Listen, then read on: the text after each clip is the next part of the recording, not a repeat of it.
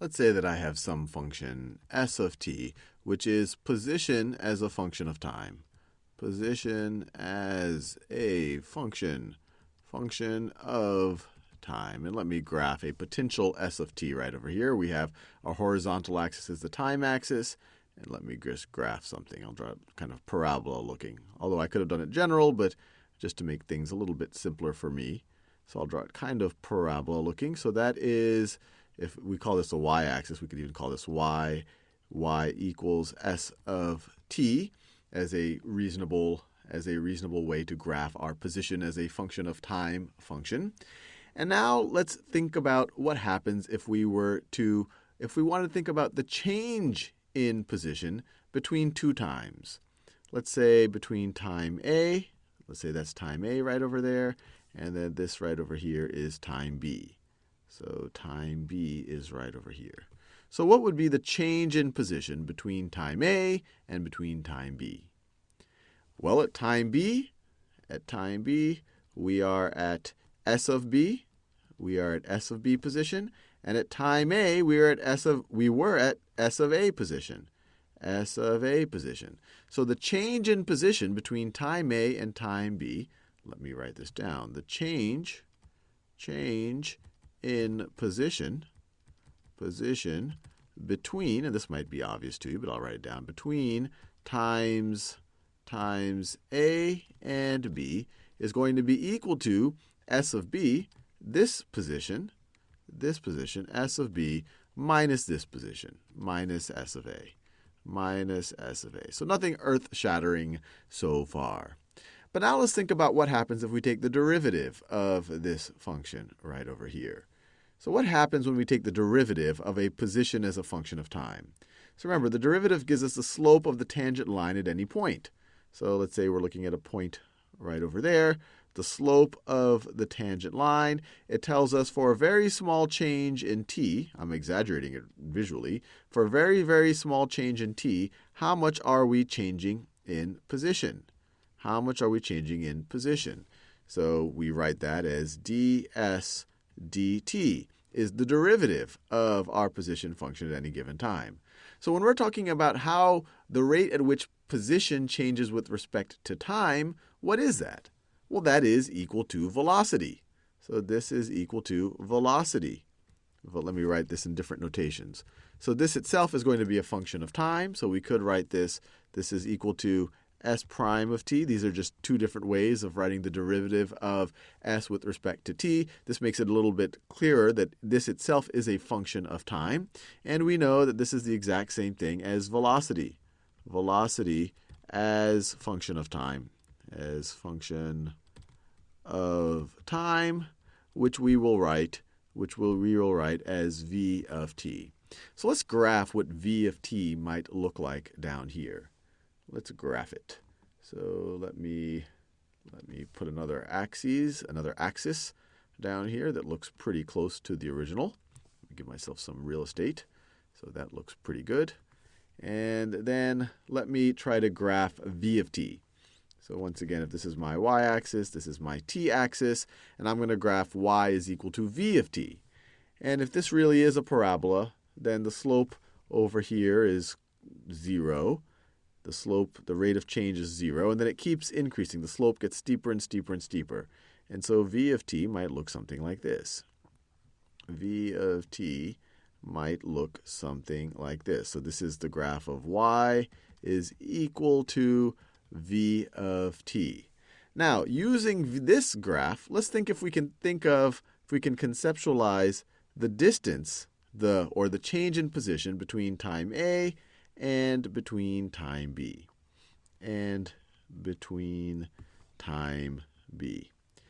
Well, let's go back to our Riemann sums. Let's think about what an area of a very small rectangle would represent. So let's divide this into a bunch of rectangles.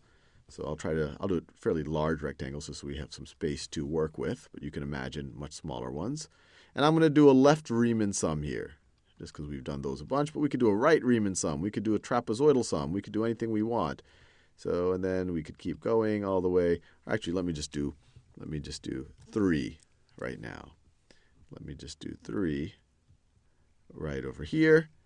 And so this is actually a very rough approximation, but you can imagine it might get closer. But what is the area of each of these rectangles trying, what is it an approximation for? Well, this one right over here, you have f of a, or actually I should say v of a. So your velocity at time a is the height right over here. And then this distance right over here is a change in time, times delta t. So the area for that rectangle is your velocity at that moment times your change in time. What is the velocity at that moment times your change in time? Well, that's going to be your change in position. So this will tell you this is an approximation of your change in position over this time. Then this rectangle, the area of this rectangle, is another approximation for your change in position over the next delta t. And then you can imagine this is right over here is an approximation for your change in position for the next delta t. So if you really wanted to figure out your change in position between A and B, you might want to just do a Riemann sum if you wanted to approximate it. You would want to take the sum from I equals 1 to I equals n of V of, and I'll do a left Riemann sum, but once again, we could use the midpoint, we could do trapezoids, we could do the right Riemann sum, but I'll just do a left one because that's what I depicted right here. V of t of I minus 1. So if this would be t naught would be a. So this is the first rectangle. So the first rectangle, you use the function evaluated at t naught. For the second rectangle, you use the function evaluated at t1. We've done this in multiple videos already. And then we multiply it times each of the changes in time. This will be an approximation. This will be an approximation for our total, and let me make it clear, where delta t is equal to b minus a over the number of intervals we have. We already know from many, many videos when we looked at Riemann sums that this will be an approximation. Well, it will be an approximation for two things. We just talked about it will be an approximation for our change in position, but it's also an approximation for our area. So this right over here. So we're trying to approximate change in position,